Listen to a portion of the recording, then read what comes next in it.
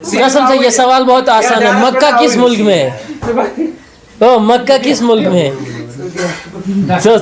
मक्का का हाँ सऊदी अरब। पूछते बहुत अच्छे, सऊदी अरब में। और मदीना?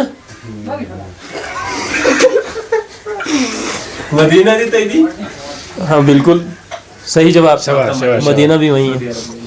अच्छा, प्यारे हबीब सल्लल्लाहु अलैहि वसल्लम की कब्र मुबारक कहाँ है, मक्का में या मदीना में? मदीना मदीना मदीना में। और किस जगह? अच्छी बात, रोज रोज रोज मस्जिद नबवी के अंदर।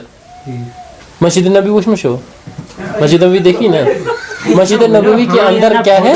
हाँ देखो, एक सवाल पूछा आ गया, मतलब तुम्हें पता है 3 सवाल पूछे, एक नहीं आया है ना।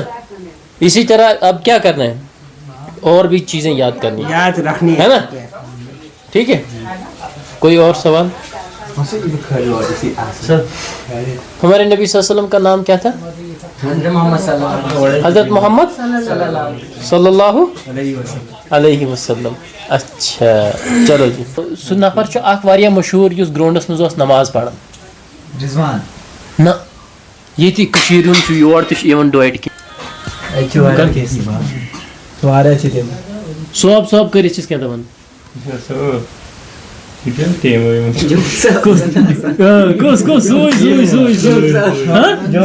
जोन साहब पता जोन साहब है ना, पता ना जॉन साहब की है सैर नहीं है, जॉन साहब सैर नहीं है ना।